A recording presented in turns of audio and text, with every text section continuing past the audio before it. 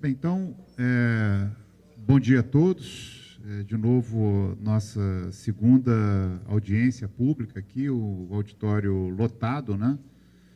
Isso é muito bom, muito importante que tenha o interesse do público, né, em discutir esses temas de previdência complementar com auditório cheio assim. E essa nossa segunda audiência pública vai seguir a mesma estrutura, né, da audiência pública anterior, em que haverá 1h30, né, de exposição para os 3 palestrantes. Então, o primeiro palestrante será o doutor Joaquim Fontes Filho. Então, obrigado pela presença, Joaquim. Segundo palestrante, o doutor Luiz Roberto Romero Gonçalves, também, obrigado pela sua presença, Luiz Roberto. E o terceiro palestrante, o doutor Fábio Augusto Junqueira de Carvalho. Então, muito obrigado. E, naturalmente, todos os agradecimentos. Agradeço aqui a todos os presentes, né? Então, tem vários representantes aqui de entidade de previdência complementar, também o diretor superintendente aí, o presidente da Previc, né, o Fábio Coelho aqui, que nos honra com a presença dele, também servidores aqui da própria Secretaria de Previdência, representantes de várias associações, fundações, empresas, órgãos, público em geral. Nosso agradecimento aí pela presença de todos vocês.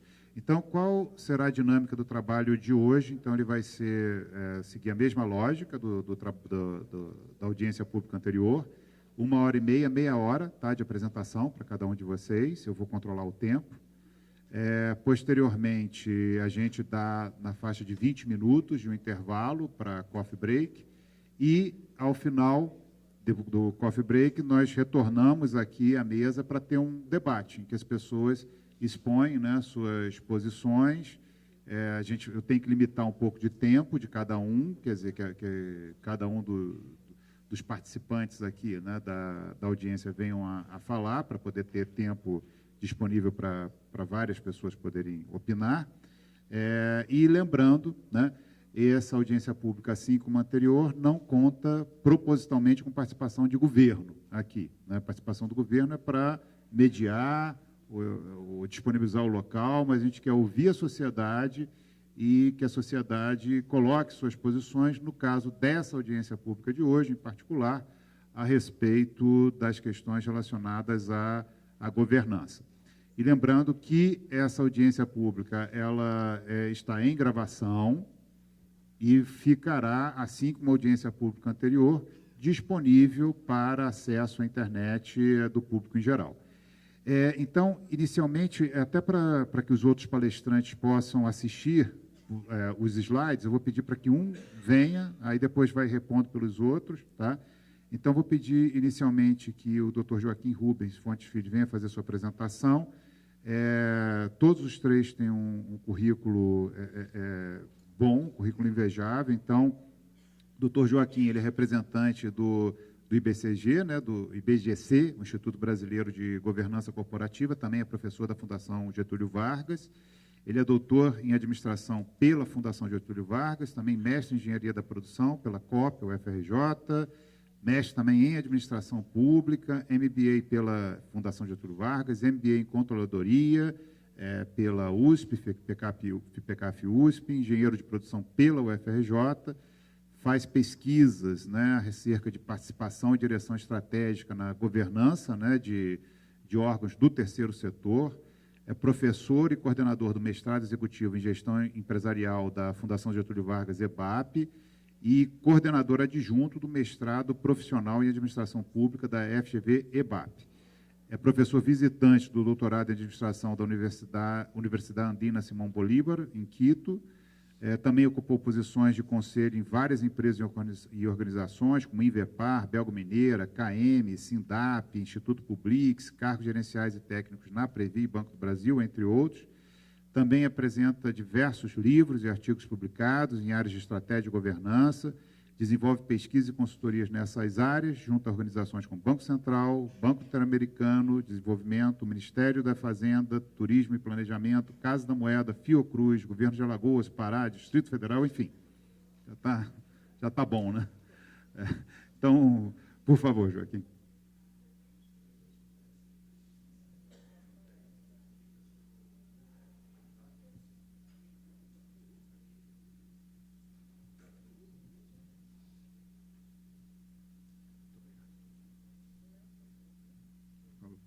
Alô, alô.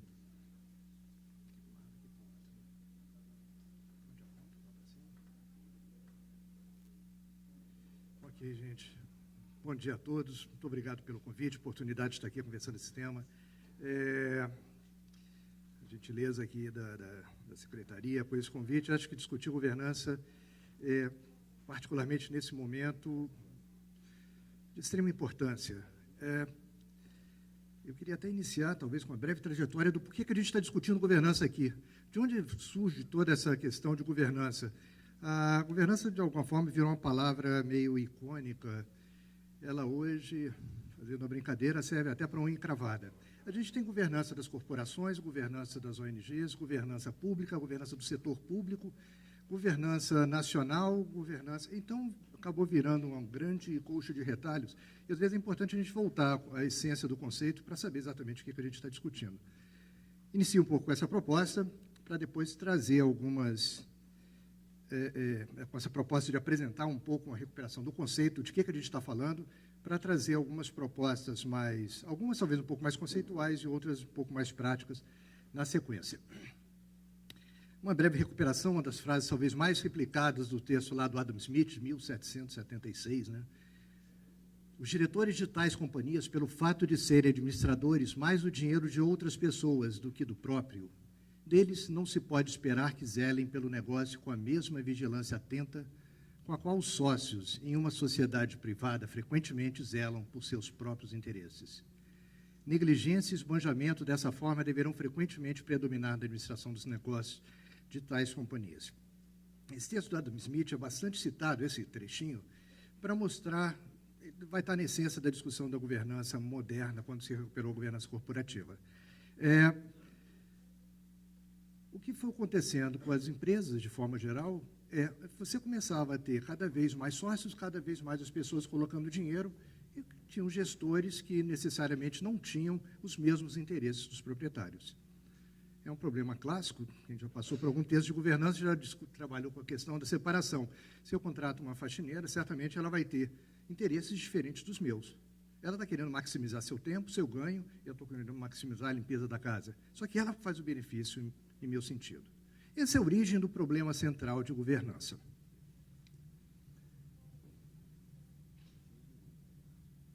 Alguém me falou que tinha um delay, eu não...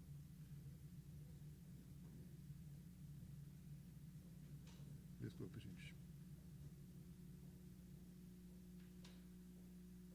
Ok. Então, quer dizer, o primeiro problema central de governança, e talvez é o problema mais citado, é o tal do problema de agência, o problema principal agente. Ou seja, existe um agente que eu contratei, um agente que vai fazer alguma coisa em meu benefício. Prometo que não vou ser conceitual, não é o nosso objetivo aqui, mas é para estabelecer exatamente o marco de onde está a discussão. Existe alguém que eu contratei, um agente que vai fazer alguma coisa em meu benefício. Mas esse agente conhece muito mais do setor do que eu. Trazendo para o caso dos fundos de pensão, nós temos executivos que estão fazendo alguma coisa em torno dos beneficiários, em torno dos associados. Os associados conhecem muito menos do que os executivos, mas os associados são os donos, em última instância. Como estabelecer essa relação? Como criar incentivos adequados, mecanismos de vigilância e fiscalização adequados, para a gente acompanhar o que está acontecendo dentro de uma gestão onde os gestores conhecem muito mais do sistema do que a gente, como associado. Como criar incentivos para atuar no nosso melhor benefício? Esse é o chamado problema principal, talvez principal problema de governança. Como garantir que os gestores vão maximizar os retornos esperados pelos proprietários? Mas eu quero trazer aqui um segundo problema, muito menos discutido na governança, que me parece bastante relevante para o nosso ambiente aqui.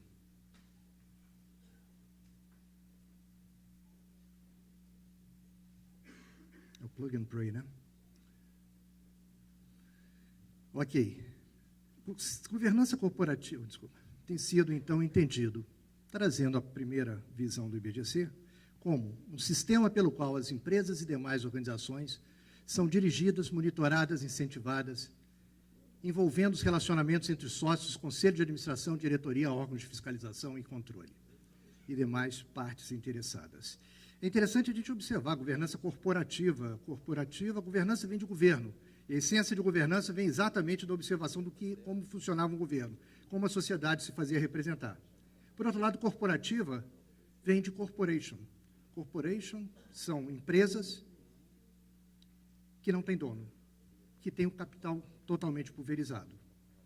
A gente tem alguma no Brasil? Deve ter uma meia dúzia. Ou seja, se a gente fizer a tradução em estrito senso, o conceito de governança corporativa aqui se aplicaria a meia dúzia de empresas. Mas, claro, que o conceito é muito mais amplo, mas envolve necessidade da gente tomar cuidado com essas diferenças. Uma discussão, talvez uma definição bem mais difundida na literatura acadêmica é governança como uma maneira pela qual quem coloca dinheiro numa empresa se assegura que vai obter o retorno dos seus investimentos. Como acionista, coloquei dinheiro na empresa, eu quero que os executivos atuem da melhor forma, no meu interesse, não do deles. Parece óbvio, mas não é. Porque o executivo, de forma geral, pode ter preocupações distintas, muitas vezes legítimas do ponto de vista deles. Quer dizer, um executivo está querendo aumentar a sua remuneração, aumentar seu poder de influência, aumentar seu conhecimento, sua visibilidade no mercado. O acionista está preocupado com o retorno. Então, fazer essa ligação é o problema que deu origem à discussão de governança corporativa. E isso vai estar na base lá da essência da governança. Quando as empresas nos Estados Unidos começam a se pulverizar, perder o dono, ninguém começa a tomar conta, não tinha um acionista interessado para tomar conta, e os gestores começaram a se apropriar de todas as decisões da empresa, para o bem e para o mal. O que aconteceu, eu costumo dizer que a governança corporativa foi quase um movimento para os acionistas dizerem: ei, essa empresa é nossa, eu quero de volta esse poder de definir os seus objetivos principais.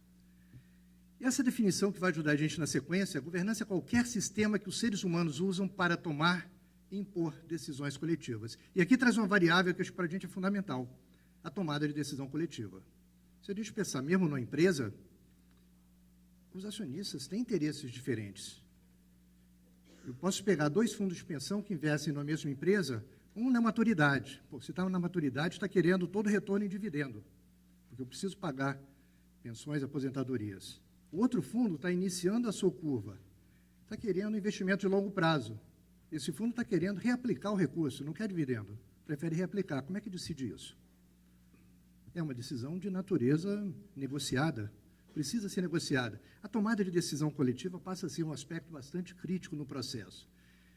E aqui, para separar bastante claro, para a governança não parecer qualquer coisa, governança está relacionado à discussão de cima. Como proprietários ou equivalentes, se a gente pegar uma ONG, não tem proprietário, mas como aquele grupo que tem direitos de propriedade, definir o objetivo daquela organização, toma suas decisões e garante que vão ser cumpridas. Então, existem várias dessas estruturas. Estruturas nas empresas mais típicas, em boa parte das organizações, você tem um conjunto de proprietários que se organizam em torno de assembleias, que muitas vezes acontece o que a gente vê o chamado problema do carona, ou tecnicamente free rider, reunião de condomínio, alguém estava conversando aqui no início, né? A gente vai na reunião de condomínio, tem 100 apartamentos. Na reunião tem 5 gatos pingados. Nós temos problemas muito próximos. Por que as pessoas não participam mais, mesmo sabendo que aquilo ali é do seu interesse, do seu benefício? Esse problema, esse efeito carona, é bastante complexo. E algumas das soluções para isso é o Conselho de Administração. Talvez a mais forte é um grupo de indivíduos especializados, dedicados, que vão agir no melhor interesse dos proprietários, acompanhando o que acontece na empresa. Porque todos os proprietários não têm condição de acompanhar o que está acontecendo. Eu sou dono da Vale. Tenho quase R$300 investidos na Vale. Eu sou dono da Vale, mas certamente o presidente entende muito mais do que eu. Qualquer técnico da Vale entende muito mais do que eu de Vale. Mas eu sou dono. Então, essa relação passa a ser fundamental na governança. Eu tenho muito pouco incentivo para ir na Assembleia da Vale. Eu não vou sair de casa para ir na Assembleia da Vale. O que eu ganho com isso? Isso passa a ser um problema muito forte de coordenar esses interesses coletivos. Na parte de baixo, a gente tem, então, a diretoria e as áreas funcionais. Vou chamar de estrutura de governança a parte de cima. A estrutura de governança tem como objetivo definir a tomada de decisão coletiva, o que interessa aos proprietários e como é que vão assegurar que aquilo vai ser cumprido. A parte de baixo da diretoria tem como objetivo garantir que vai ser cumprido da melhor forma. Da melhor forma. A parte de baixo está preocupada com eficiência. Eficiência, usar da melhor forma os recursos para atingir os objetivos. A parte de cima é a parte que tem uma definição de alguma natureza política para definir o que são essas prioridades e supervisionar a sua execução. Essa separação tem sido, talvez, um dos achados e as principais contribuições das pesquisas de governança corporativa. E esse modelo se replica em todas as organizações, praticamente no mundo inteiro.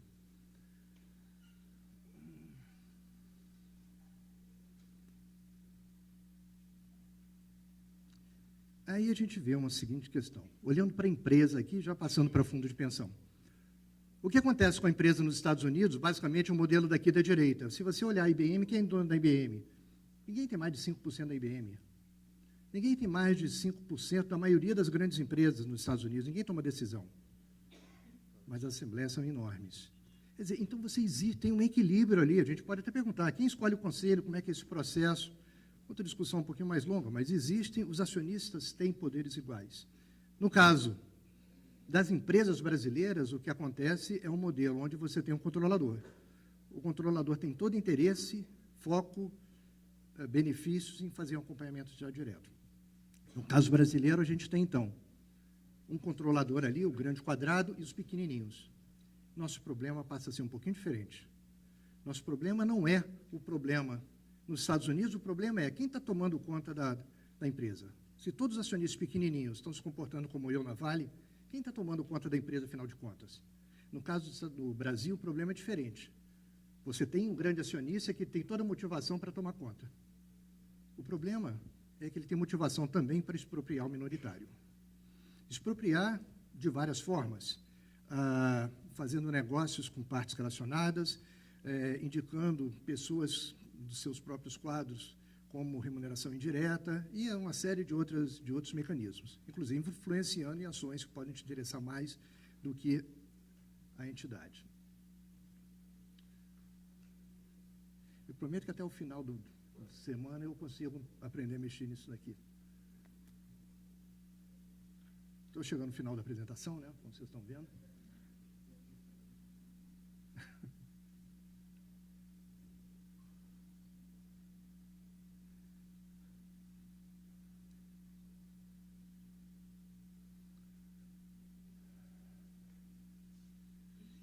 Devo mexer?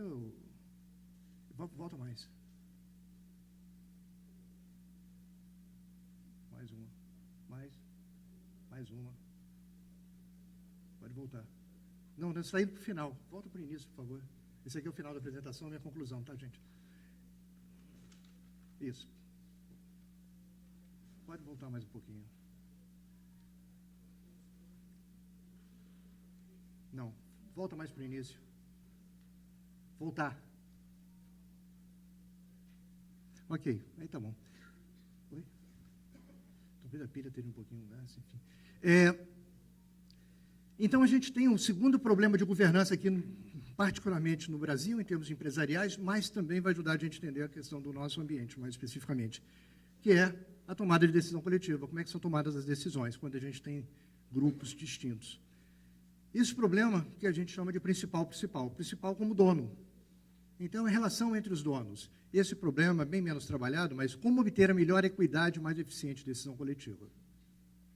Então, passa a ser uma dificuldade do nosso modelo. Não só o problema de agência, esse aí já se conhece muita coisa, mas esse da tomada de decisão coletiva e decisão entre os sócios.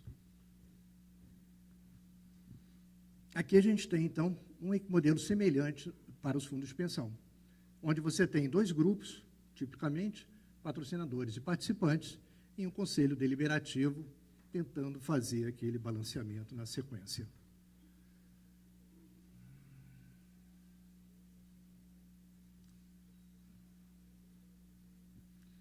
Estou um pouquinho perdido, mas enfim. E aí, traduzindo aquela nossa, retirando o papel da Assembleia e traduzindo um pouco mais para o nosso ambiente, o que a gente tem é um conjunto de associados e patrocinadores com interesses, perspectivas e poderes diferentes, um conselho deliberativo fazendo a mediação e a eficiência e eficácia.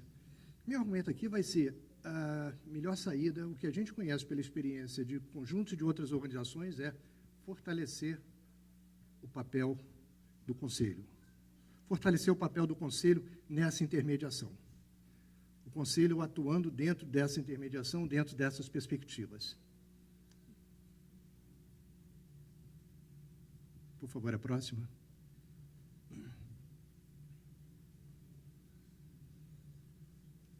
Mais um.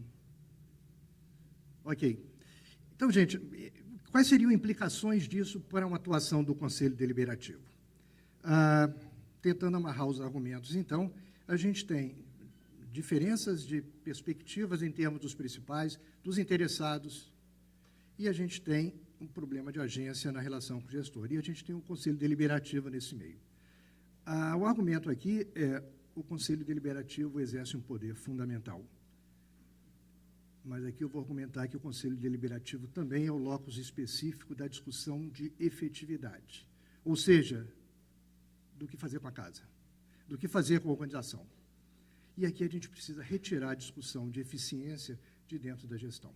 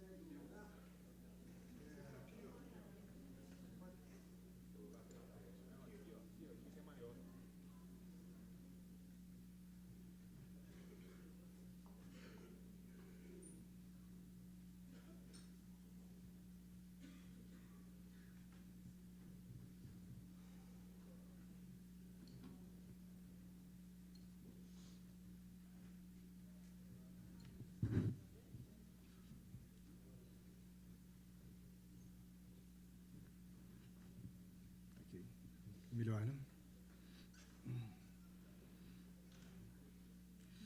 Está melhor? Podemos seguir. Então, gente, deixa eu retomar aqui. Então, algumas implicações, então, dessa discussão mais conceitual, trazendo para a governança, e, na verdade, isso aqui reflete, como o secretário gentilmente colocou na introdução, no meu currículo, eu tenho tentado trabalhar a governança, não de governança corporativa só, mas meu estudo inicial foi governança de fundos de pensão. Trabalhei com governança no Banco Central, governança de cooperativas, depois governança de ONGs, e governanças corporativas, governança de clube de futebol. São distintas organizações que têm questões semelhantes de governança. Então, a tentativa de síntese aqui é tentar fazer um caldo dessas questões todas. O Conselho passa a ser o locus fundamental de deliberação, como o nome já trata. O Conselho tem um papel fundamental de reduzir assimetrias de informação. Gente, eu não acredito que os associados, de forma geral, vão ter um acompanhamento tão intenso das organizações. Bom, só se for exceção única e algum espaço, porque nem em reunião de condomínio. Fundo de investimento, quantos aqui tem fundo de investimento? Quem vai em alguma assembleia? É natural esse tipo de movimento do efeito carona. A gente não tem solução para esse movimento, a gente só tem solução para tentar reduzir essa assimetria de informação, que é a criação de conselho, fazendo essa interface. Um órgão especializado, dedicado para fazer essa atividade. O Conselho traduz as expectativas e orientações dos proprietários em objetivos. Então, tem, claro, uma natureza no papel político. Embora, comento na sequência, eu acho que isso no sistema de fundo de pensão, com a migração dos BDs para os CDs, isso tende a reduzir drasticamente. Eu entendo que a natureza da discussão as discussões de expectativas, até de natureza política, vão convergir para um ponto único. O associado espera um benefício garantido no futuro. monitora a gestão e execução dos objetivos. Faz a prestação de contas aos associados. E aqui um fenômeno interessante, que está se discutindo muito hoje, que é a tal da accountability. Isso é accountable para quem? Então, o gestor tem que prestar informações para os associados, para os patrocinadores, para as secretarias, para a mídia. É tanto órgão diferente, às vezes, que é natural que seja, mas que isso pode criar uma desordem nesse sistema de atender exatamente às expectativas de cada grupo. O Conselho faz melhor esse papel.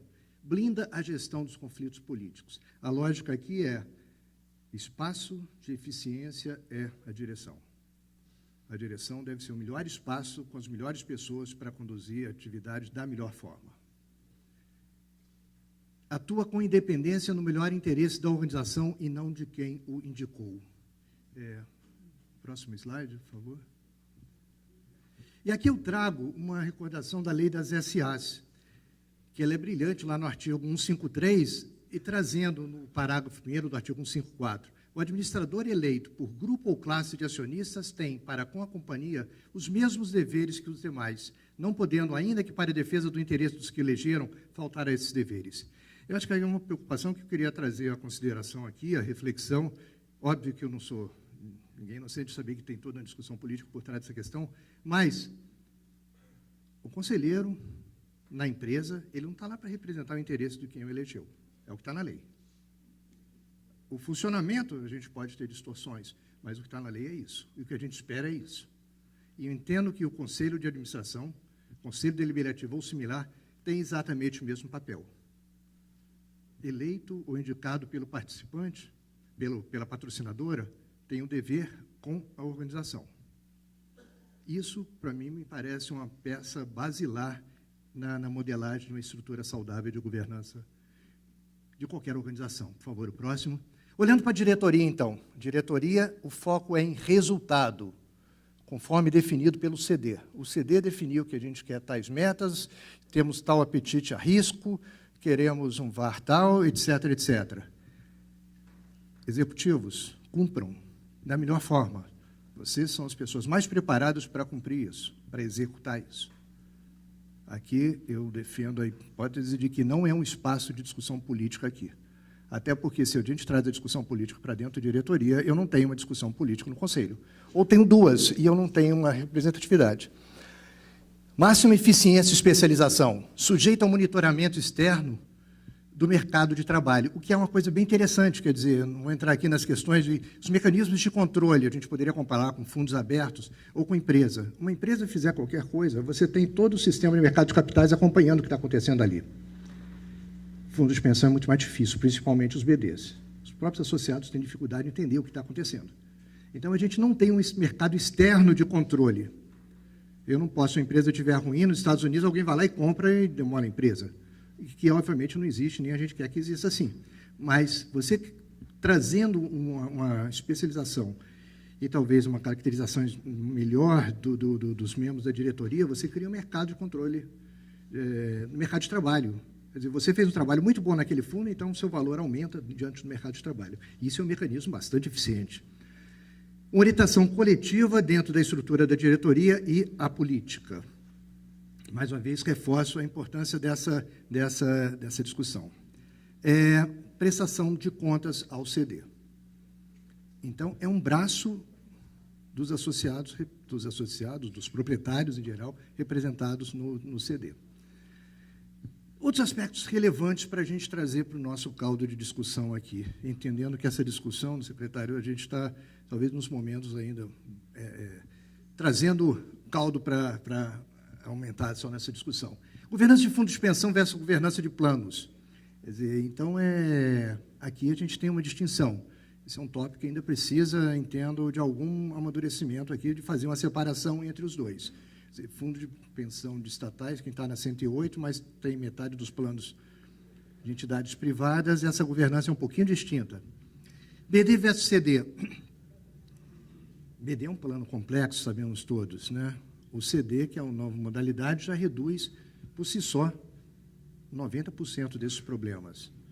Porque o associado consegue ver claramente O associado está preocupado no final, lá no bottom line, no final da linha, saber se o dinheiro que eu estou colocando está rendendo e eu vou me aposentar bem, ponto. Esse é o ponto central da discussão. E eu acho que esse é um direito fundamental dos participantes, dos associados. No CD é muito mais fácil ver isso, no BD é muito mais complicado. Então, o CD traz implicações para a governança muito claras. E aí, claro, tem a discussão de alocação de risco, discussões de portabilidade, capacidade de acompanhamento pelos participantes, que isso tudo vai influenciar na modelagem de algumas questões de governança. É claro que, assim, às vezes, estou representando mesmo a discussão de eleito, que é uma discussão muito relevante, eu defendo aqui particularmente para o Conselho, não para a diretoria, como eu estou colocando.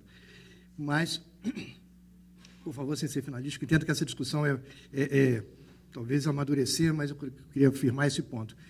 Mas que participante que a gente está falando? Se a gente pensar, por exemplo, todo mundo é a favor de mais recursos para a educação. Bom, a primeira pergunta seria quanto a gente investe, a segunda, quanto deveria investir, que a gente já reduz boa parte da discussão. Mas a questão é, se eu pegar uma pessoa que já tem seus 80 e fumaça, será que a educação é o futuro? Mas será que o governo deve investir em educação na perspectiva dessa pessoa? Ela não vai verificar o benefício daquilo ali. Ah, mas ela é altruísta. Sim, muito altruísta. Mas, na verdade, ela está preocupada com mais saúde e menos educação. É sempre uma questão de escolha. E, normalmente, nos fundos, a gente tem discussões intergeracionais. Benefícios cruzados entre gerações, distintas categorias, níveis de renda, quem tem renda maior deveria contribuir mais, deveria bancar a maior parte do risco, etc. A própria discussão de hierarquia, às vezes refletida na discussão dos fundos, etc. A ausência de mecanismos externos de controle elevado free rider. Comentei anteriormente, a gente quase não tem mecanismos externos, porque são entidades mais fechadas, não tem exposição direta ao mercado. E a questão do free rider é a tradução literal do tal do carona, que é aquele participante que, bom, eu faço parte também da cooperativa de crédito, que eu só lembro dela na hora de declarar o imposto de renda. Não me considero um ser detestável por não ter essa participação tão ativa. Eu acho que é um efeito quase natural que a gente tem que pensar em como minimizar esse problema. Pressão por múltiplos objetivos e accountability múltipla. E aí uma questão que eu queria deixar no ar, que é o papel do Conselho Fiscal. Para que serve um Conselho Fiscal? Já vi casos de Conselho Fiscal, não em empresas, em outras organizações cooperativas, tipo assim, não, você vai para o Conselho Fiscal para se preparar para ser um dirigente futuro. Naturalmente, isso não faz nenhum sentido. Mas o Conselho Fiscal existe para quê? Para fiscalizar? Se é para fiscalizar, por que eu não tenho um comitê de auditoria sólido? Permanente, profissional, dedicado? Por que eu preciso do Conselho Fiscal? Ah, porque pode ter alguma questão de natureza política. Isso o Conselho Deliberativo pode resolver, pode tratar e deve minimizar. O Conselho Fiscal existe em empresa, eu tenho sido um defensor forte disso. Por quê? Porque ele coloca muito claramente, fiscalizar, vírgula, por qualquer de seus membros, ou seja, ele não é um órgão colegiado, ele permite que qualquer membro possa fazer uma intenção. Qualquer membro possa questionar. No Conselho de Administração das Empresas, vai ter que ser por maioria. E aí o representante dos minoritários possivelmente vai estar sempre sem possibilidade de exercer. Talvez a gente possa pensar em otimizar o papel do próprio Conselho Fiscal junto do Comitê de Auditoria. Por favor. Enfim, eu coloquei esses slides mais para mostrar uma questão do item anterior. Quando a gente tem múltiplos objetivos, eu tenho que atender a expectativa de A, de B, de C, eu tenho que ser o mais responsável socialmente, eu tenho que dar lucratividade, eu tenho que fazer... Quando você coloca múltiplos objetivos, você não otimiza nenhum. Nenhum. Essa é a ideia da curva lá do Jensen, que não vale a pena o caso. O exemplo que ele dá, ele traz para a discussão do objetivo final da empresa. Também uma discussão que a gente poderia passar semanas aqui discutindo. Mas é para mostrar a dificuldade de você maximizar duas coisas. E aí a pergunta é, o que o beneficiário espera? O que o associado espera? O que de fato ele espera? Esse, entendo que é o objetivo do Fundo de Pensão, maximizar. Nossa responsabilidade de senhores e senhoras como gestores. Por favor. Caminhando para o encerramento, então, eu acho que tem vários aprendizados aí que estão ocorrendo. Tem várias organizações que estão buscando. A gente aqui no sistema não é único no tempo e espaço. A lei das estatais, recentemente, A lei das estatais traz coisas muito interessantes. Claro que tem uma série de polêmicas ali, mas ela traz um pensamento central. A empresa foi criada, ela precisa ter a maior capacidade de atingir o melhor resultado possível, para o bem da sociedade, para o bem do Estado. A lei das estatais traz boa parte dessa discussão, que depois entrou no PL 286 também, que andou em discussão aqui. Reduz uma blindagem política, reduz o foco nos resultados, orienta o foco nos resultados. A diretoria tem metas, tem que atender metas. O Conselho cobra a meta da diretoria e pode trocar seus membros. Existe uma carta de intenção de governança que é discutida com o Estado. Modelos de autorregulação, e aqui o Romero especialista nisso, vai abordar bastante. A gente tem no próprio IBGC aqui, da AMEC para investidores institucionais, atuação como deve ser feita. O novo mercado da B3, da Bolsa de Valores, com compromisso com a governança, e aqui ele colocou simplesmente um selo que é valorizado externamente. Mais recentemente, a gente tem um Código Brasileiro de Governança Corporativa tentando integrar todos os códigos que está aí, e a instrução CVM 586 do Pratique e Explique, que é o seguinte: ok, você pode não ter só ações ordinárias, mas explica por que você não está fazendo isso. Acho, talvez, que a ideia do Pratique e Explique pode trazer bons frutos aqui na nossa discussão. A ANEEL e outras agências, mas a ANEEL mais à frente, editou a resolução normativa sobre a governança das distribuidoras de energia. Trouxe várias regras que flexibilizam até alguns aspectos de auditoria, fiscalização e aumentam a autonomia de distribuidoras que atendem essas boas práticas de governança. Gente, um ponto muito importante.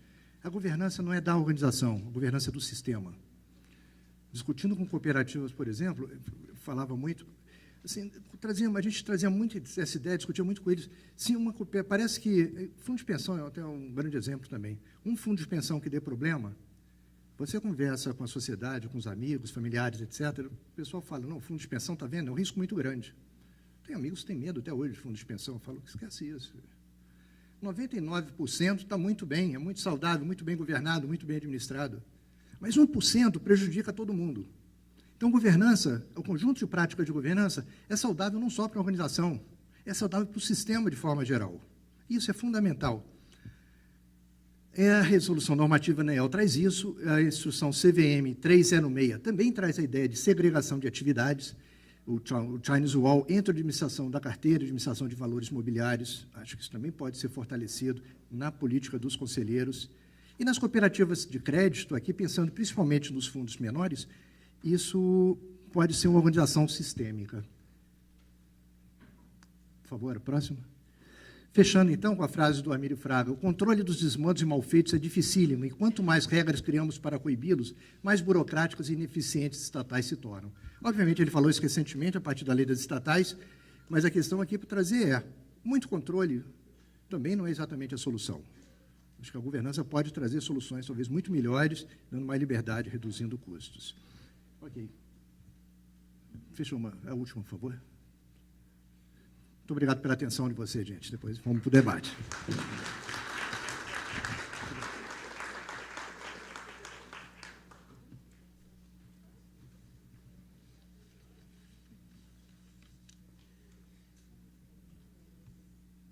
Joaquim, muito obrigado pela apresentação.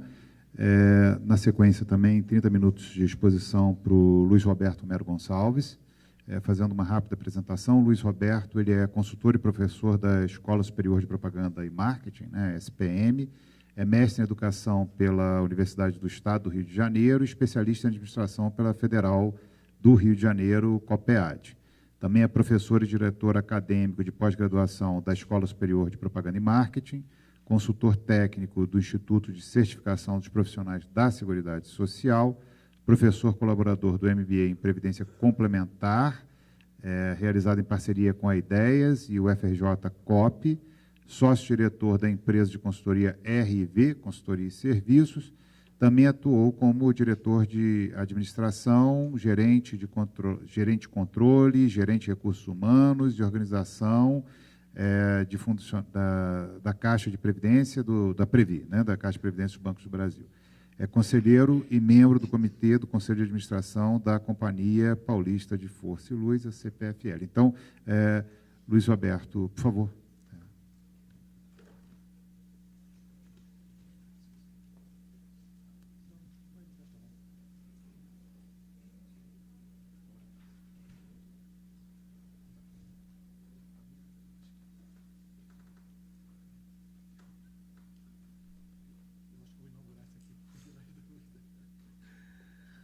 Bom dia a todos.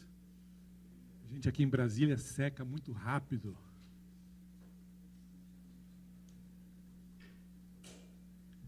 Em primeiro lugar, queria agradecer o convite e, mais do que isso, parabenizar aí a secretaria e a pessoa do secretário, doutor Marcelo, pela iniciativa e também parabenizar a todos vocês pela participação, pelo interesse, por estar aqui para a gente estar discutindo um tema tão relevante. Discutindo numa perspectiva principalmente de avaliar o presente, mas também muito de construir o futuro. Eu acho que nós precisamos sempre discutir o presente, entender o passado, mas, sobretudo, precisamos construir o futuro com muita colaboração, com muita humildade também. E o que eu vou apresentar aqui, já bastante facilitado pelo Joaquim, que já fez uma revisão muito boa da parte conceitual. Vou apresentar aqui alguns conceitos básicos que eu acho fundamentais, que são fundamentais para a gente entender, mas também vou apresentar uma reflexão muito minha a respeito de alguns aspectos que eu acho relevantes em relação à governança das entidades fechadas. Isso como subsídio.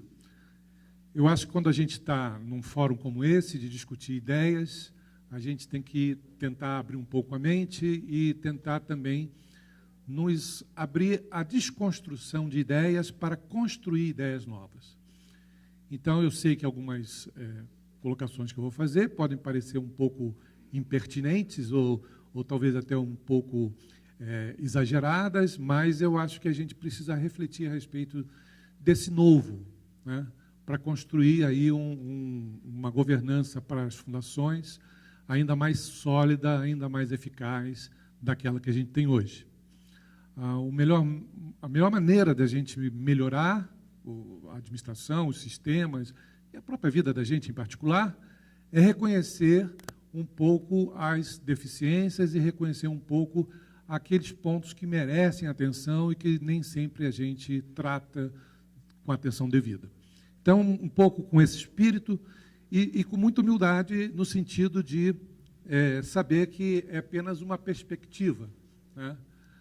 O secretário fez a gentileza de relembrar um pouco a minha trajetória, mas eu gostaria de destacar que eu acho que isso é relevante para entender um pouco o meu pensamento. Eu iniciei me graduando em Física, nos anos 70, e depois eu me bandeei para a área das Ciências Humanas, né? Quando eu fui para as Ciências Humanas, eu descobri um mundo novo e me apaixonei por elas. Mas, de vez em quando, eu tenho saudade das Ciências Exatas, porque a ciência da administração, ela é uma ciência humana e ela passa naturalmente pelos filtros de entendimento, de interpretações, de todos nós, inclusive dos cientistas. Enquanto que lá nas ciências exatas, muita coisa se estabelece em consensos muito mais rapidamente, né? Portanto, aqui eu estou apresentando para vocês apenas uma perspectiva das muitas perspectivas que existem em torno desse tema. O Joaquim me facilitou bastante a vida, porque eu ia iniciar exatamente relembrando que o escopo de governança corporativa, de alguma maneira, é a mãe do escopo de governança das entidades, né? Então, nos anos 90, mais ou menos se costurou um escopo, pelo menos naquele momento, um escopo inicial, também baseado em outras áreas da ciência e da prática também, e se construiu aí uma série de conceitos a respeito de governança. Todo esse escopo, todo esse referencial construído em torno de governança corporativa, ele foi tão impactante, de certa forma, foi tão inovador, talvez, que acabou influenciando, contaminando toda uma discussão de governança de outras organizações que não aquelas de capital aberto, como o próprio Joaquim relembrou aqui. Então, é sempre importante nós voltarmos um pouco a essas origens de algumas ideias, de alguns conceitos, para podermos ver se, ao transportar esses conceitos para o recorte específico de governança corporativa, de previdência complementar, se nós, nesse transporte, nessa aplicação, nessa derivação, se nós não perdemos alguma coisa que seja relevante, se não deixamos de observar algum ponto que era crucial no escopo mãe, no escopo principal. Então, por isso é que eu vou iniciar fazendo essa muito breve revisão e pontuando só alguns aspectos para fundamentar exatamente a segunda parte que eu acho mais interessante, que são minhas reflexões a respeito desses aspectos essenciais que eu acho que nós devemos olhar quando estamos imbuídos com o propósito de rever a estrutura de governança, de melhorar essa estrutura de governança, de discutir as várias possibilidades que existem em torno disso. Então, é essa a minha ideia. Quando a gente olha o escopo de governança, e aqui eu estou fazendo uma simplificação, evidentemente, com todo o risco que existe de se fazer simplificações, quando eu estou olhando o escopo de governança corporativa, nós estamos elegendo 4 aspectos fundamentais desse escopo. Os chamados princípios de governança, e desses princípios se derivou, de certa forma, a macroestrutura de governança, os atores que atuam nessa macroestrutura e também aquilo que a literatura chama de melhores práticas, ou seja, práticas que, pelo tempo, pela sua aplicação, se demonstraram tendo bons resultados, né? Então, é isso que a gente vai revisitar rapidamente. Em termos de princípios, isso é uma literatura bastante conhecida, eu creio eu, por todos nós tínhamos originalmente 4, e mais recentemente nós ampliamos esse leque para 5 grandes princípios. Naturalmente, aqui eu faço a ressalva que, de certa forma, Joaquim também já fez, de que depende um pouco dos autores, depende um pouco das escolas, depende um pouco das interpretações que se dão. Mas, de um modo geral, há um certo consenso, né, em torno de conformidade legal, compliance, isso aí ninguém discute muito isso, é bastante aprofundado essa literatura sobre isso, equidade e senso de justiça, né, a questão da prestação de contas, transparência e responsabilidade corporativa. E aqui eu queria fazer uma ênfase na questão da equidade, porque de todos os outros princípios, a questão da equidade talvez seja aquela que, na minha interpretação, talvez merecesse um foco maior, sobretudo porque ela não recebe tanto destaque assim quanto as outras no nosso referencial, inclusive dos fundos de pensão. Basta lembrar que no manual da Previc, ao elencar os princípios de governança, ela elenca os 3 outros e não este de equidade. Então, vamos lá. A equidade é aquela ideia de que a gente precisa ter um senso de justiça, um senso de harmonizar os interesses daqueles que são proprietários daquela organização. De certa forma, o Joaquim também já citou alguns aspectos disso, mas isso é muito importante. Isso está na essência da própria origem do problema de agência, da questão da governança corporativa, de um modo geral. Então, falar do princípio de equidade necessariamente nos obriga a falar da questão da propriedade. Falar da propriedade significa falar da distribuição de poder. Esse é um ponto central e eu acho que merece a nossa atenção, com esse espírito aberto, né, da gente ouvir perspectivas. Esse senso de equidade, que no primeiro momento, na trajetória do pensamento de governança corporativa, surgiu mais voltado para os chamados shareholders, ou seja, para os proprietários daquela organização, daquela empresa, ele acabou com o tempo, e merecidamente, ampliando o leque para também se olhar um tratamento de equidade, um tratamento de harmonização de interesses dos chamados stakeholders, ou seja, daqueles que não são donos, mas que, de alguma forma, sofrem o efeito das decisões daquela organização, daquela empresa, daqueles donos. Então, nós temos aí duas perspectivas que temos que considerar. E é bom não misturar, porque elas têm que ser consideradas em suas naturezas próprias, mas ambas são importantes. Nós temos a equidade, a harmonização de interesses, a questão do poder, da distribuição de poder dos proprietários, e também temos que olhar, também com cuidado, também com bastante atenção, a questão da harmonização de interesses dos demais stakeholders, os funcionários, os fornecedores, né? A sociedade, de um modo geral. Uma organização, uma empresa, ela não é isolada de um conjunto maior, e o próprio Joaquim também citou a questão de que aquilo que afeta, às vezes, uma organização, num determinado mercado ou numa determinada sociedade, acaba refletindo em todo o sistema, em todos os demais. Então, esse é um aspecto que eu queria ressaltar nos princípios de governança, até para vocês entenderem mais à frente uma reflexão provocativa que eu vou fazer.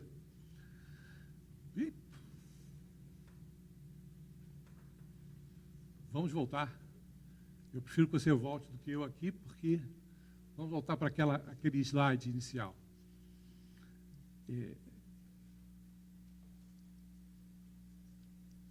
Podemos voltar?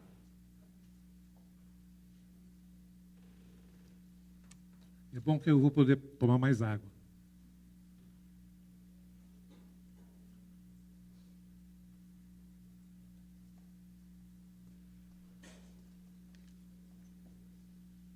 Queria dizer que esses slides, eles vão estar disponíveis, mas a maneira que eu tenho de construir o slide é muito sintética. Na verdade, o slide é a cola do professor, né? Vocês sabem que a diferença da cola entre o aluno e o professor é o tamanho e a visibilidade, né? A cola do aluno tem que ser pequenininha e ninguém pode ver, no seu próprio aluno. A do professor é grande e todo mundo vê, né? Mas nos ajuda muito a não perder. O da esquerda é para voltar, né? O da direita é para avançar, né?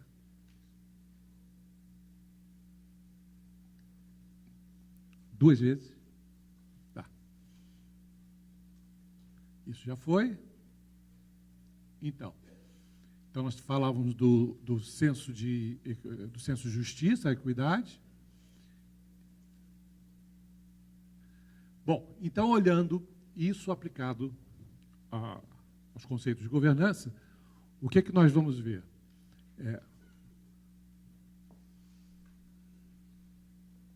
Foi demais. Aqui. Voltamos aqui. Bom, só queria sublinhar, para reforçar esse pensamento que eu coloquei, da importância e da correlação entre a questão da propriedade e da distribuição de poder, um trechozinho que o IBGC tem lá nas suas publicações, e que acho muito importante. Cada sócio é um proprietário da sociedade. Portanto, ele, na proporção da sua respectiva participação, ele tem que ter o direito de tomar decisões em relação àquela propriedade. Então, esse ponto da propriedade não é secundário, ele é muito importante. Como é que ele se reflete em termos de estrutura e em termos de atores?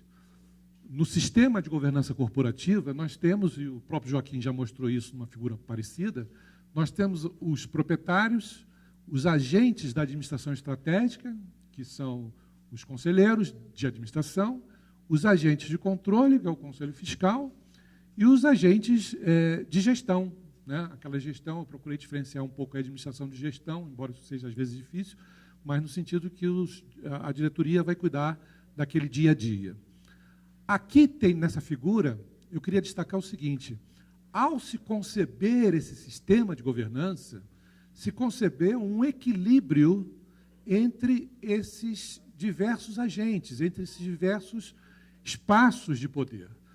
A figura da Assembleia, embora eu concorde que muitas vezes é muito mal utilizada na prática, no mundo da sociedade anônima, mas a figura da Assembleia é muito importante, porque ali é o fórum aonde os proprietários se manifestam, aonde eles têm a oportunidade de tomar a decisão coletiva que diz respeito, em última análise, às suas vidas, aos seus ativos, à sua própria propriedade. Então, a figura da Assembleia ela é importante no sistema de governança corporativa, né? O que acontece também nas chamadas melhores práticas da governança corporativa? Ainda não fiz as reflexões em cima da governança das entidades de previdência. Estou olhando a governança corporativa de um modo geral, governança corporativa de empresas na sua origem. 4 elementos aí eu destaco. As melhores práticas são muito extensas, mas esses 4 elementos eu acho muito importantes. O conselheiro independente, o IBGC, inclusive, tem muita posição a esse respeito. O conselheiro independente ele é importante dentro da governança corporativa, porque ele pode ser um poder moderador dentro daquela composição de poderes que existe dentro do grupo de proprietários.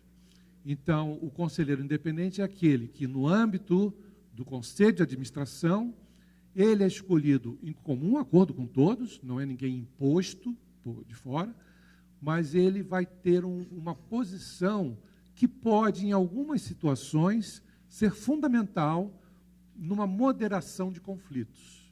Então, o conselheiro independente, e a literatura é bastante ampla, e não é uma literatura teórica, é uma literatura baseada na prática das empresas, ela é bastante consistente em mostrar a importância e o espaço do conselheiro independente. Estou me referindo às empresas de capital aberto, à governança corporativa.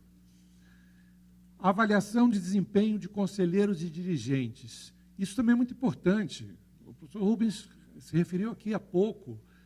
O conselho tem que ser pessoas capacitadas, pessoas que vão poder, de fato, levar à frente um trabalho de administração estratégica.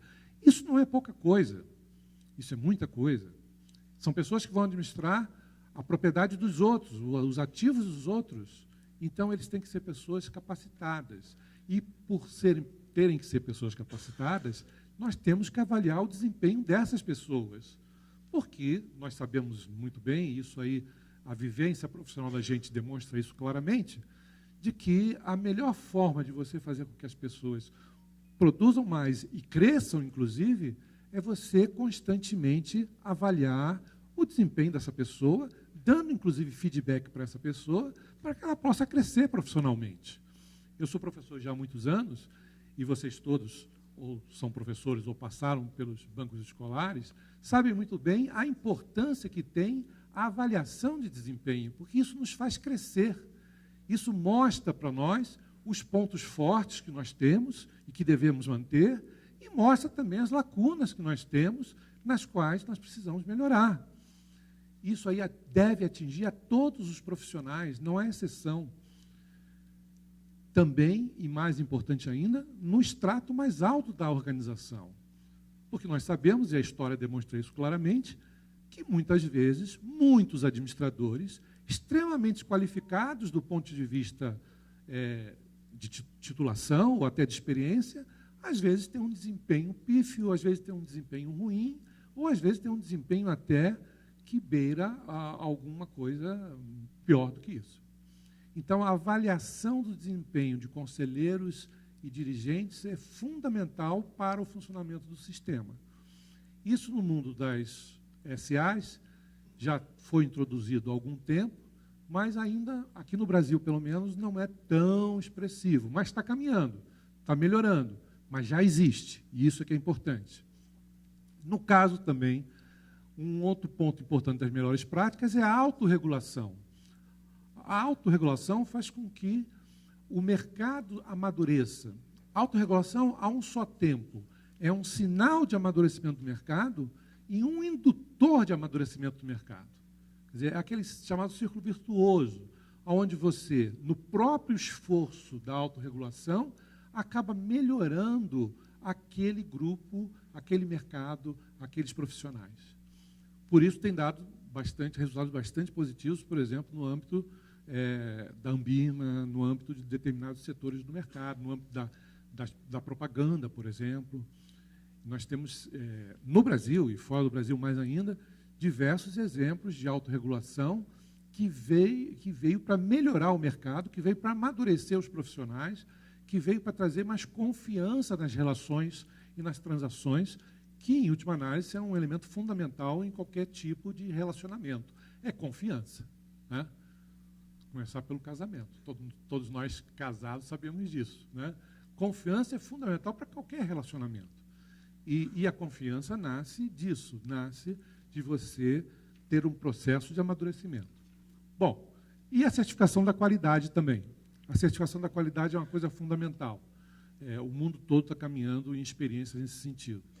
É importante que alguém que esteja de fora da própria organização possa fazer um olhar criterioso e possa, de fato, garantir, não, esta organização, ela realmente tem bons profissionais, ela realmente tem bons processos. Estou falando de certificação de modo bastante amplo.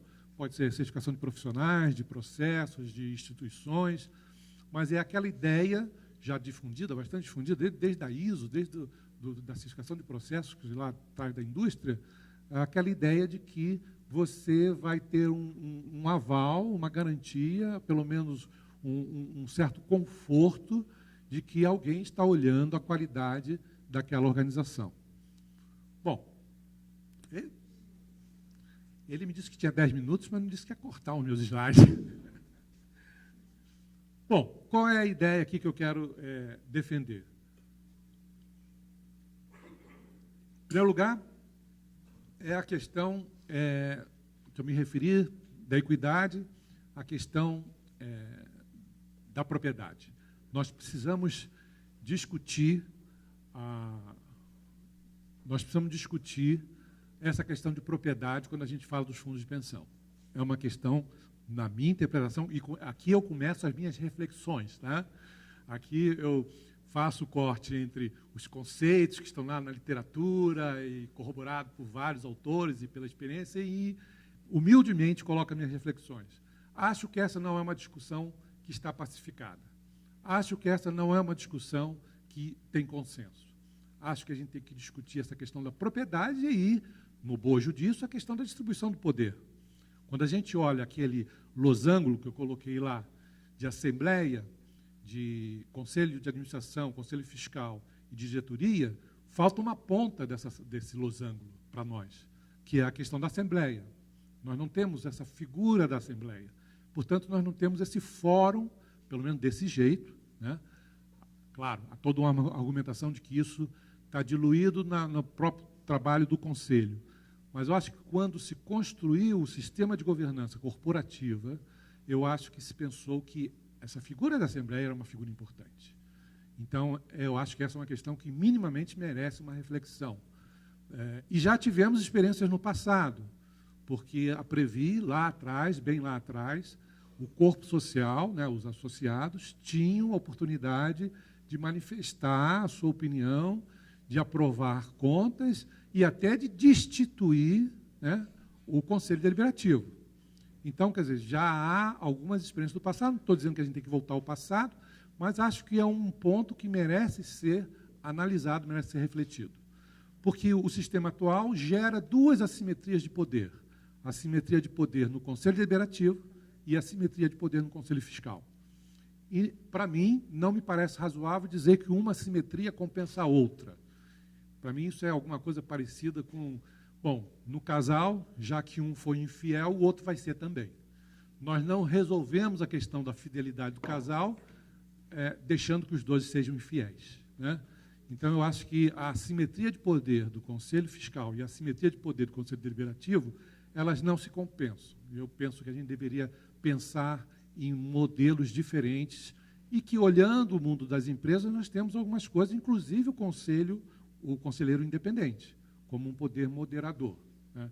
Conselheiro independente também, no mundo dos fundos de pensão, não, acho que eu vou agora, agora eu vou direto.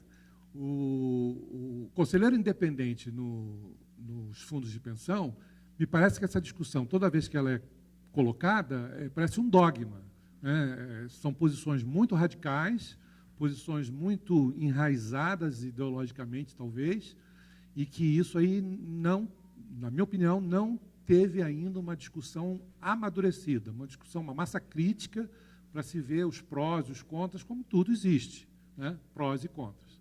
Mas eu acho que vale a pena discutir isso. A questão da avaliação de dirigentes conselheiros também. Também não vejo, eu tenho uma certa experiência junto aos fundos de pensão, vejo isso de uma maneira muito tênue, muito fraca, a avaliação de dirigentes e conselheiros. E a autorregulação, que tem dado alguns passos importantes, a gente tem construído uma trajetória interessante a esse respeito, mas é um caminho muito grande pela frente. Mas é um caminho que merece ser consolidado, merece ser participante, porque a autorregulação depende muito da participação das pessoas, né? Não pode ser uma discussão reservada para alguns grupos ou algumas pessoas, mas é uma estrada importante, porque vai fazer amadurecer e vai fazer gerar mais confiança e talvez resolva alguns daqueles problemas de custo, alguns daqueles problemas de qualidade que a gente também tem aí no universo das fundações. E também a questão da certificação. É uma questão que a gente deve também olhar com muito carinho, já existe, está sendo ampliada, e acho que deve sempre ser mais valorizada, mais ampliada, e sempre com uma preocupação muito grande de não perder a sua qualidade, não perder a sua independência técnica, não perder o seu papel de uma instituição que de fora olha e pode chancelar a qualidade, seja de pessoas, seja de processos, seja da própria instituição, que está sendo o objeto de avaliação. Então, esses são alguns elementos que eu acho que merecem ser analisados, porque são elementos, conforme eu mostrei aqui, eu procurei demonstrar, são elementos que, lá no universo da governança corporativa, que é o escopo mãe, o escopo que deu origem ao que a gente tem hoje, eles estão presentes. A Assembleia é uma coisa importante, a discussão de propriedade, a atuação dos proprietários, e nessa atuação dos proprietários também, já pegando uma finalização, eu quero lembrar um aspecto muito importante, e até aproveitando a imagem que o Rubens fez do condomínio. As pessoas não vão nas assembleias de condomínio porque não adquiriram a consciência de quanto aquilo é importante. Às vezes está funcionando muito bem. Quando está funcionando muito bem, a gente pode até se dar o luxo de não ter esse trabalho ou não ter essa responsabilidade de ir lá. Ou, às vezes, aquilo não é importante para a gente, né? Agora, eu acho que não é bem o caso dos fundos de pensão. Os fundos de pensão, para todo trabalhador, é extremamente importante. Extremamente importante. Ele vai representar uma segurança para a minha vida, numa fase da minha vida que eu não vou estar com tanta força, com tanta garra e com tanta saúde para poder eu defender o meu salário, eu defender o meu sustento. Então, é uma coisa importante. E, realmente, o nível de participação é muito fraco. Eu entendo que, quando a gente fala, e já falamos há algum tempo, de educação previdenciária, nós não podemos falar de educação previdenciária apenas falando ou apenas dando informações sobre previdência. Isso é necessário, mas não é suficiente. Educação é muito mais do que informação. Educação é você desenvolver a pessoa, é você fazer a pessoa crescer como pessoa, é fazer com que a pessoa possa realmente, a partir de um processo, que não é curto, normalmente é longo, né? Através de um processo ele possa ganhar mais consistência, ganhar mais força como pessoa, né? Eu acho que a educação previdenciária deveria ter no seu bojo a preocupação de formar a massa crítica dos participantes, para que os participantes sejam, cada um deles, de fato, um fiscal, cada um deles, de fato, alguém que não precisa entender tecnicamente daquilo, mas que pode e deve olhar com muito cuidado o resultado e o caminho que está se trilhando, né?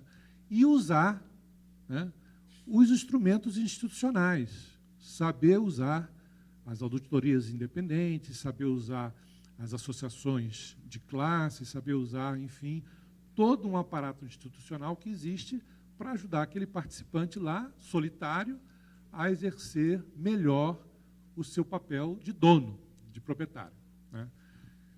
Sei que são reflexões, assim, talvez algumas instigantes, talvez algumas polêmicas, e tenho a humildade de reforçar aqui mais uma vez que é tão somente ao meu pensamento baseado no que eu estudei, baseado no que eu vivi, mas é tão somente um pensamento meu.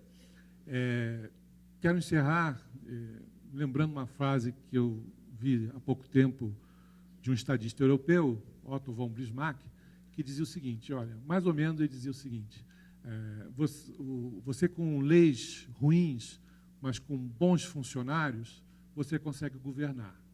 Agora, não adianta nada eu ter ótimas leis se eu tiver funcionários ruins. Aí eu não consigo governar. Eu acho que nessa discussão toda de estrutura, de processos, deve prevalecer um ente que, às vezes, não é tão enfocado. As pessoas.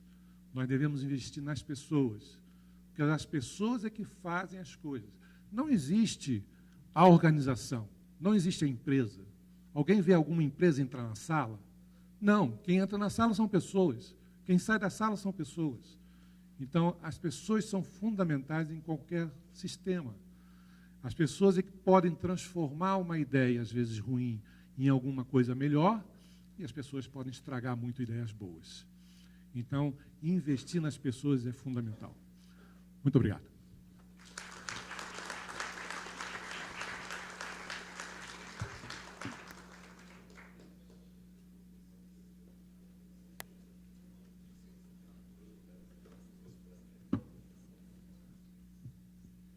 Ok, então agradeço ao Luiz Romero pela segunda apresentação. Vamos dar sequência na terceira.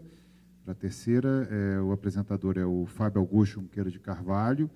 O Fábio é advogado e sócio da JCMB Consultores, também é mestre em Direito Tributário pela Federal de Minas Gerais e especialista em Direito de Empresas pela PUC de Minas. É coordenador do curso de pós-graduação em Direito Tributário do Instituto Brasileiro de Estudos Tributários, o IBET, em Belo Horizonte, e professor da Escola Paulista de Direito, EDP. Ele atua há 20 anos no regime de previdência complementar e também tem vários livros e artigos jurídicos publicados sobre o tema e atualmente é doutorando em Direito pela Mackenzie, com a tese Atuação dos órgãos regulador e fiscalizador em previdência complementar. Então, Fábio, por favor.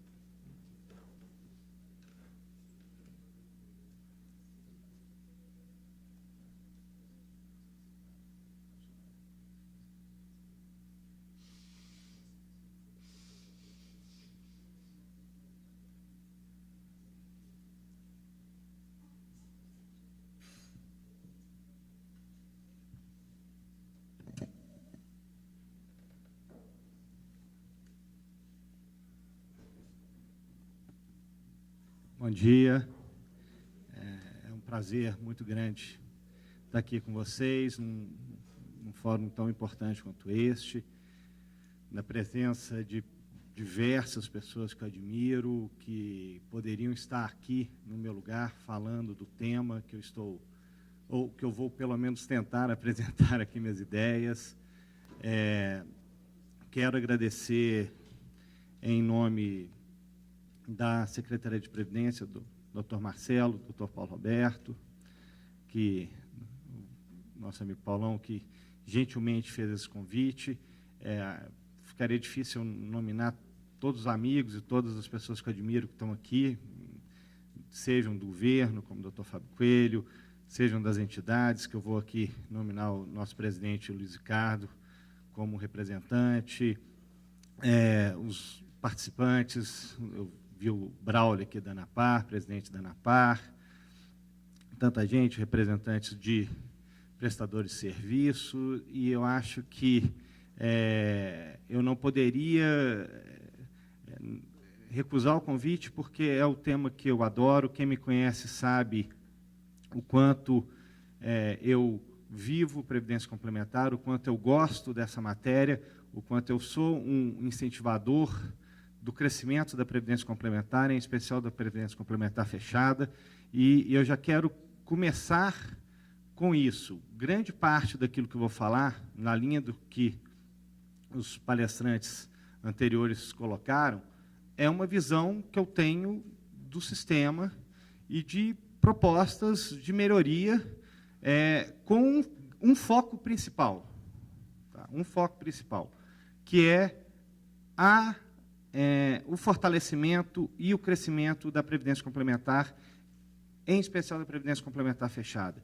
Eu não tenho dúvida de que a Previdência Complementar é um veículo de aumento, de melhoria, não só para o governo, para o país, enquanto ferramenta de poupança, e para os participantes também, dentro da linha que o Dr. Romero acabou de colocar, já que no final da sua fase laborativa, eles vão contar com isso que foi criado, com essa poupança que foi feita, e para os patrocinadores, enquanto instrumento de RH e reforço e fortalecimento das pessoas que trabalham nas corporações. Então, assim, para mim, e quem já teve a oportunidade de me ouvir falar sobre esse tema, eu realmente fico extremamente incomodado quando eu vejo que o sistema fechado de previdência complementar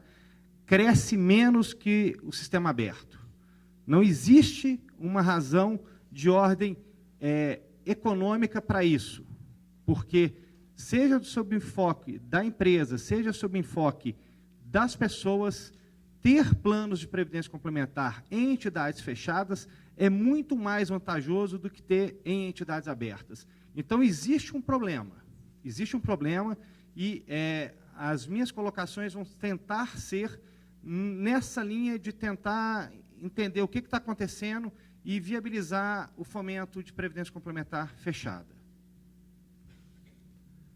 Vamos lá. Na linha do convite que eu recebi, era para a gente apresentar em 3 tópicos: governança no governo, governança nas entidades e governança nos planos. E a minha apresentação vai tentar seguir essa ordem. Só que antes, eu queria trazer já uma ideia para vocês, que eu acho que é importante no decorrer do que a gente vai falar e na forma com que a gente deve enxergar as coisas. A gente tem aqui grupos muito heterogêneos que são tratados. E isso foi dito aqui pelos nossos palestrantes anteriores. Como é que a gente vai congregar isso tudo? Como é que a gente vai alinhar esses interesses que, por vezes, são muito difusos? As entidades de lei complementar 108, onde a gente tem uma atuação forte do governo, com um objetivo muito claro: eu não quero colocar mais dinheiro do que eu tenho que colocar. Uma preocupação intensa e imensa sobre qual é a função do governo e os aportes que têm que ser feitos e esse dinheiro que lá está. Entidade 109, que tem carteira própria, que fazem administração de investimentos. Entidade 109, e aí eu tirei a carteira própria, então tirei o enfoque de investimentos e estou trazendo o problema atuarial. Também, tanto o doutor Joaquim como o doutor Romero falaram das questões de plano BD e dos complicadores que isso traz. As entidades 109 com planos CDs puros, os planos instituídos e as entidades instituídas e os multipatrocinados. São realidades, talvez, de governança, de riscos completamente distintas. Completamente distintas. E por diversas vezes daqui para frente, eu vou tentar trazer isso daqui. É claro que a gente tem que ter legislações que abrangem e abarquem a totalidade do sistema. Mas nas operações, a gente tem que começar a olhar e ver como é que as normas vão afetar esses grupos que são completamente distintos, com interesses, com realidades, com riscos distintos. Vamos lá. Na questão de governança do governo. Eu tenho, por mim, e aí em cima também dos estudos, e que tem a ver com questão de segregação, de governança, dentro dos princípios de governança, que o melhor modelo é um modelo de segregação efetiva de funções. Eu prefiro o nosso modelo do que o modelo de agências que regulam e fiscalizam o sistema. Então, o nosso sistema me parece muito mais adequado para aquilo que ele se propõe e, portanto, também, daqui para frente, esse tema vai voltar. Para mim, quem legisla não fiscaliza, quem fiscaliza não legisla, quem fiscaliza não julga, quem legisla não julga. Segregação de funções. O que não impede, muito antes pelo contrário, que o órgão de fiscalização não tenha que ter assentos, ou assento, dependendo da composição, seja no órgão de regulamentação, de regulação, seja no órgão julgador, mas assento, assim como os outros agentes do sistema. E aí a gente começa a pensar um pouco mais em como tratar todos aqueles problemas que foram apresentados pelos palestrantes anteriores, de interesses múltiplos difusos de participantes, patrocinadoras, entidades, governo, fiscalização, ou seja, de ter órgãos multidisciplinares aqui. Mas defendo mandatos. Mandatos para não só o órgão de regulação, como também para a diretoria do órgão de fiscalização. Isso vai trazer, tá, juntamente com uma autonomia financeira, uma independência administrativa e de gestão. Seja de gestão no que diz respeito à sua atuação, seja, no caso do órgão regulador, como uma independência na sua atividade legislativa.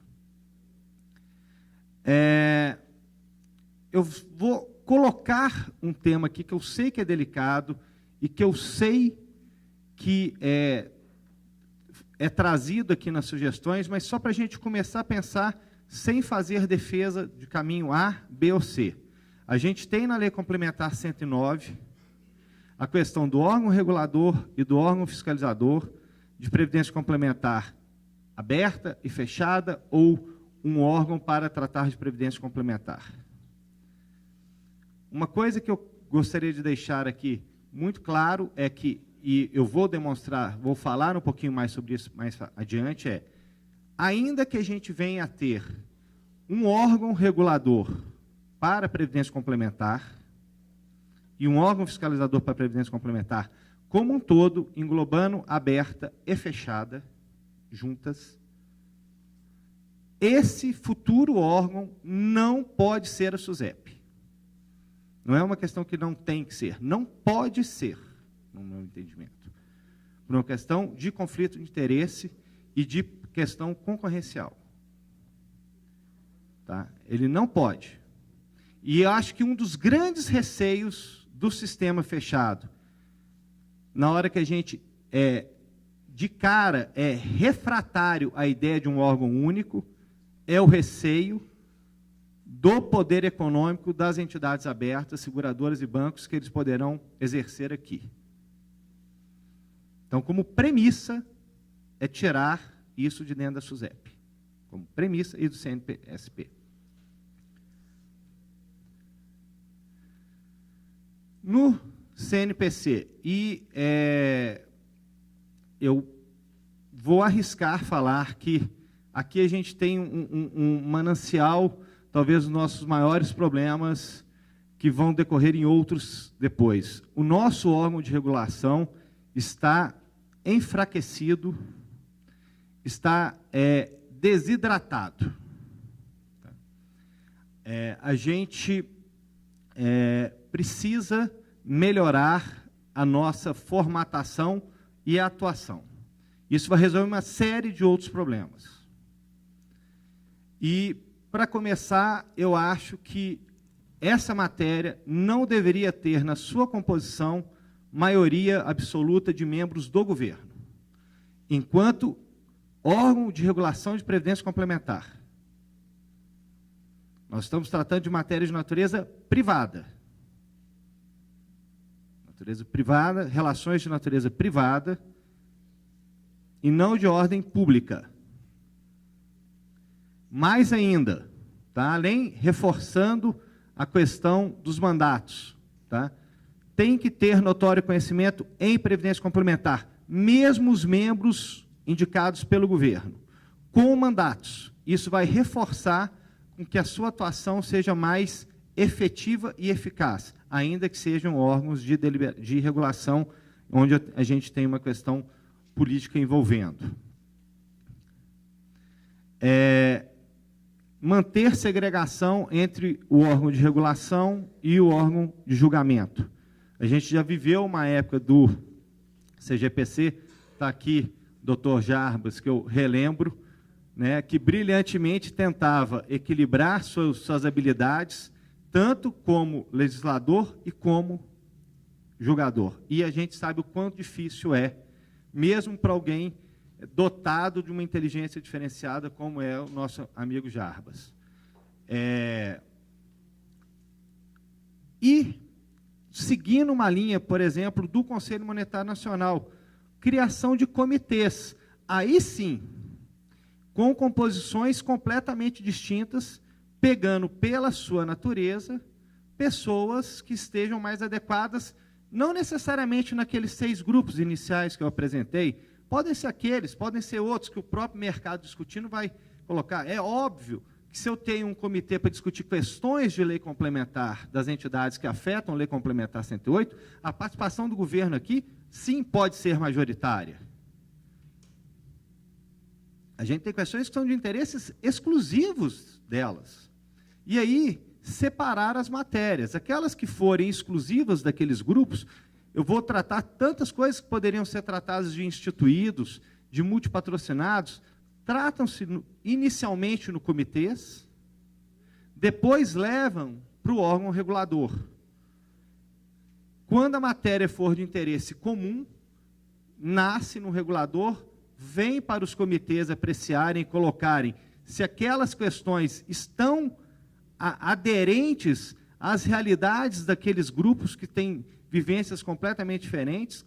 Quem aqui nunca se deparou com uma norma que a hora que vai olhar para a sua realidade, seja porque eu sou um plano multipatrocinado, seja porque eu sou um plano CD puro, fala, para que está criando isso aqui para mim? Isso nem cabe. Mas a norma está lá. A gente já viu, a 13 é uma grande evolução, agora novamente na 4661, questões que falam do porte, peculiaridade, mas isso está genérico, está jogado. Isso poderia vir melhor detalhado. Então, eu reforço a necessidade de prestigiar o nosso órgão regulador. Isso vai trazer uma série de outras consequências. E eu vou dar aqui um exemplo, tá?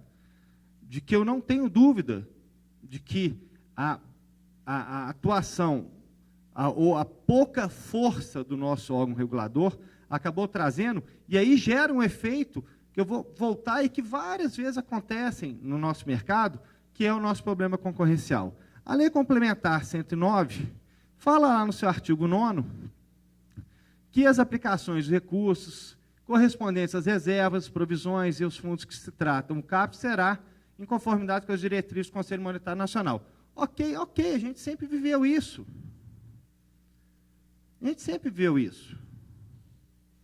Isso é uma norma que vale para aberta e vale para fechada. Esse artigo 9º é o mesmo. É o mesmo. Vamos lá, a gente tem uma norma para entidade aberta, que é a 4444, que é de 2015, um pouco mais antiga que a nossa recente 4661, tá? Mas que sofreu, inclusive agora em 2018, 2 alterações. Teve 2 modificações. Então, ela é mais antiga, mas está atualizada, e a gente acaba de ver a nossa nova norma. Eu não sei se eu consigo o hiperlink aqui, tem como você ver nessa questão, nessa parte azul do duplo erro, Conselho Monetário Nacional, por favor? Vamos lá. Ah, não, ele não foi. Tenta ir no hiperlink. Vamos ver se ele vai.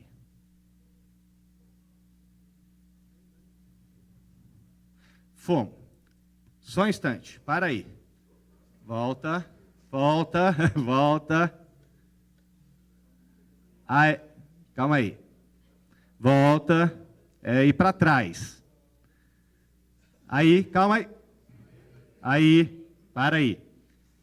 Esse é o dispositivo do artigo 2º da 4444. Ele é equivalente ao nosso artigo 5º, onde falam dos deveres nas aplicações. Tá? Artigo 2º. E logo depois vem o artigo 3º, já estou entrando nos requisitos de ativos. Isso é a norma para aberta, gente. É isso aqui que ele exige das pessoas que tratam de questões de investimento das entidades abertas. Então, a gente começa nas entidades fechadas. A gente tem o nosso artigo 4º, é idêntico, no que diz respeito até aos incisos 4º. A partir daí, começam a criar exigências que são para nós, entidades fechadas. Hein? O que a gente tem de tão diferente na nossa gestão de aplicações financeiras que a gente precisa de tanto mais coisa do que as entidades abertas? E aí vem, né? Traz outras questões e, pasmem, a gente começa, o Conselho Monetário Nacional traz, a partir do artigo 7º, normas de controles internos das entidades, avaliação e monitoramento de risco e de conflito de interesse. O que é isso? Cadê o nosso CNPC? Isso aqui é matéria do Conselho Monetário Nacional, falar de como as entidades têm que agir na sua questão de governança, na sua questão de monitoramento de risco, e a minha CGPC 13. Eu não quero aqui entrar em qualquer questionamento, até porque quem também já pôde ver as exposições que a gente fez sobre risco e sobre governança, eu concordo com basicamente quase tudo que está aqui no que diz respeito à sua ideia, a esses deveres, a essas questões do que monitorar e não monitorar. Mas a questão é, cabe ao Conselho Monetário Nacional legislar sobre questão de governança de risco de entidade fechada? Ou é o meu CNPC que tem, como ele fez na 13? E se eu tenho problemas na 13, que eu mexa na 13, ou não? Ela inclusive, tá? Ela remete, por exemplo, no artigo 9º, olha que coincidência, era o mesmo artigo 9º, numa questão que é extremamente relevante: a entidade fechada deverá designar administrador ou comitê responsável pela gestão de riscos, considerando seu porte, complexidade, e remete regulamentação para a Previc. Cadê o CNPC? Vem no hiperlink, por favor. Vamos voltar lá para a apresentação. Aqui, na setinha lá embaixo. Aqui embaixo. Isso. Então, vamos lá. A Previc. Hoje, a nossa Previc é um puta órgão de fiscalização. Eu acho que, do ponto de vista de conhecimento técnico, de pessoas gabaritadas, tá? E eu já disse isso mais de uma vez, não é porque o doutor Fábio Coelho está aqui na minha frente. Se a gente tem o CNPC desidratado, a gente tem aqui a Previc bastante fortificada. Um órgão que tem pessoas com muito preparo para fazer aquilo que se faz. Mas, de novo, e isso eu acho que, em parte, é culpa da nossa fragilidade do CNPC, por vezes é a minha maior crítica quanto à atuação, quando eu faço da Previc, é exatamente quando ela extrapola, no meu entendimento, a sua função de fiscalizar e atuar para legislar, extrapolando a sua competência legal, que está previsto na lei. Reforço a questão de mandatos, isso vai trazer para para os dirigentes da Previc ou o órgão fiscalizador que assim substituir, maior tranquilidade, além de notório conhecimento, isso é uma coisa que a gente tem qualidade, mas não custa a gente reforçar. Acho que no atual cenário, onde se exige certificação para todo mundo da entidade que, de alguma forma, atua com investimento, se é essa a regra que vale, não é só para o gestor, é para todo mundo, é membro de comitê, membro de conselho, todo mundo. O fiscal que vai fiscalizar também tem que ter certificação em investimentos. Tá? Acho porque, se a gente tem que ter essa qualidade, a pessoa que vai avaliar o investimento e tem que entender aquilo que foi feito na época da aplicação. Também tem que ter essa certificação. E eu estou dizendo para fins de investimento. Talvez até criar a possibilidade do processo administrativo sancionador quando se trata de questões de investimento, para que haja uma investigação mais relevante. Os normativos diferenciar os grupos sempre que possível, sejam aqueles 6, sejam outros. Já tem a norma das entidades sistemicamente relevantes, que já é um avanço, venhamos e convenhamos, mas ela é tímida perto das outras realidades.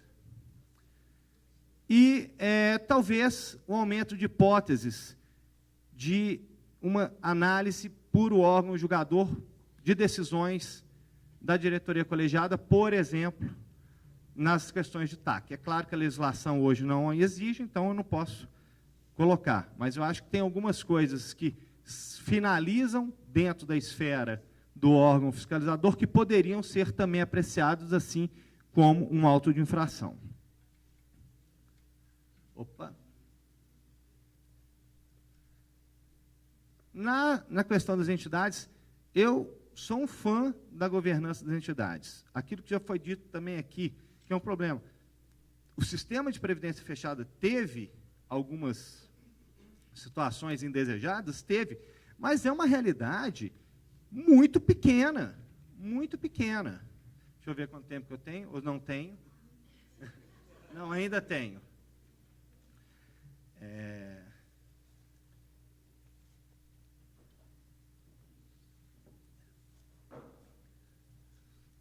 Mas, dentro da questão de governança, eu acho que a gente pode reforçar as questões dos grupos normativos específicos, como a gente tem na 13, de diferenciação das realidades das entidades, flexibilizar as exigências de certificação.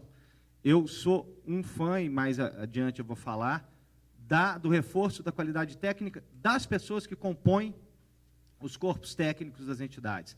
Eu acho que isso deve ser super reforçado. E acho que a gente tem um corpo técnico, no final, pegando o que o professor Romero falou, de incentivo e fortalecimento do quadro técnico das entidades fechadas, que já é muito bom e pode ainda ser melhor, pelo menos melhor reforçado essa questão. Gosto da ideia do conselheiro profissional para aqueles patrocinadores que não querem indicar, ou mesmo representantes de participantes